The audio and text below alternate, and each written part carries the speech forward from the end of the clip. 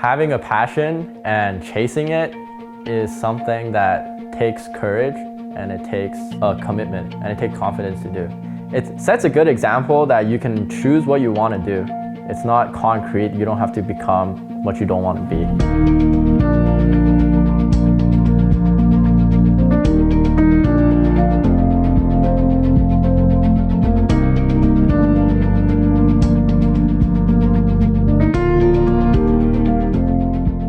He was the wildest of all my 3 children. Wild in the sense that he does a lot of things that sometimes surprises me.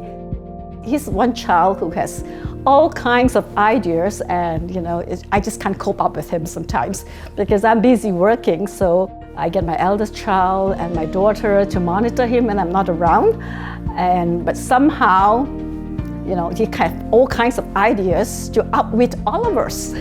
He will try all sorts of ways to, get on the computer, and because my mom is always at work, so I'm like the little mom, and I always gives him like, okay, from this time to this time, you can game, but after that you have to stop. And then he doesn't listen to me, and he gets really creative in coming up with, ways to just get on the computer. I will walk out of the front door. It's like, bye, Mom, I'm going off to school.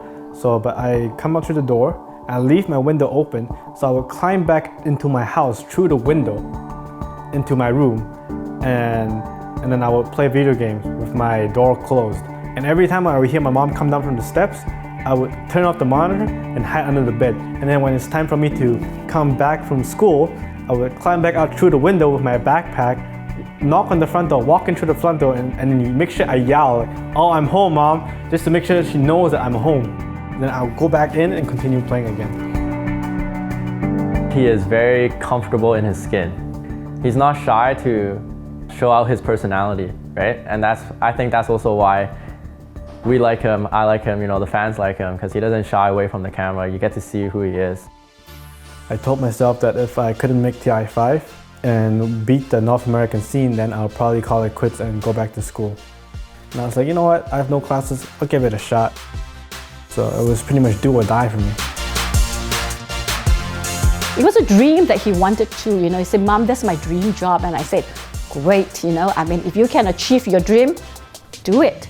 I don't want to stop you from your dream, because then you will hate me for the rest of your life because you didn't achieve what you want to because your mom says no.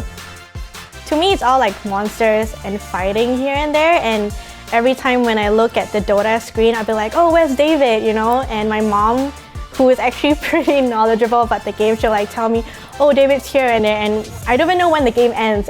My mom will have to tell me, and I'm like, oh, he won, yeah. I think it's important that we support our children in what they do and take an interest in what he does. And in a way, I think I'm hooked onto it too. I think Dota is such an amazing game. My mom watches every game, every time, so I know she's watching. She's watching all my interviews, and it even goes to the point where she actually reads all of Reddit. And I read the patches and also read Join Dota, as well as Reddit, which is all a lot of flaming going on.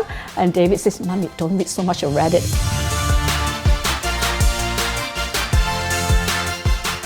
Maybe he didn't have doubt himself, but there's doubt being thrown at you. Are you sure you're just gonna play games? You're never gonna make a career out of playing games.